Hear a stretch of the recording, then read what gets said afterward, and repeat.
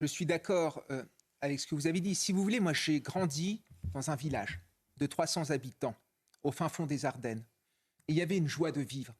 Il y avait ce qu'on appelle finalement une joie d'être ensemble. Il ne se passait pas grand-chose. Il y avait parfois en effet quelques bagarres, il y avait parfois quelques gens un petit peu alcoolisés, mais que l'on maîtrisait. Sauf qu'aujourd'hui, on ne maîtrise plus rien.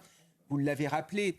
Encore récemment, au moment des fêtes de Bayonne, il y a un policier qui a été notamment blessé. Regardez ce qui s'est passé au moment de la fête de la musique, ou même dans des villages.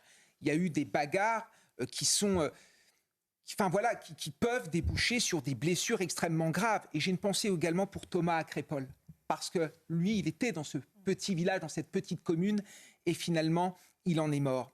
Il n'y a pas un événement dans notre pays qui n'est pas pensé à travers le prisme de la sécurité.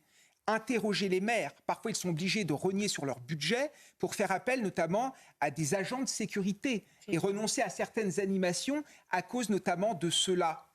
Et vous savez, dans quelques jours, je vais partir de France. Je vais aller encore une fois dans les pays de l'Est. Pour les vacances. Et je vais retrouver, si vous voulez... Vous revenez après. Oui, je vais revenir après, ne vous inquiétez pas. Mais je vais retrouver, si vous voulez, l'insouciance de mon enfance.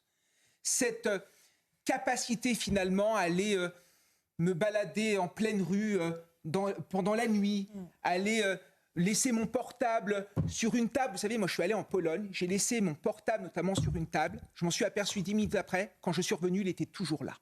Et si j'avais été en France, évidemment que ça n'aurait pas été le cas. Donc, moi, la question est la suivante. Qu'est-ce qu'on a raté pour en arriver là ? Qu'est-ce qu'on a raté pour avoir atteint ce niveau de décivilisation, ce niveau d'ensauvagement ? Moi, je pense que les Français, finalement, ne comprennent pas et ils ont l'impression, finalement, d'avoir des responsables politiques qui ne prennent pas conscience de ce qui se passe dans notre pays et qui n'agissent pas, une justice laxiste et des hommes politiques, finalement, qui sont complètement déphasés par rapport au quotidien des Français.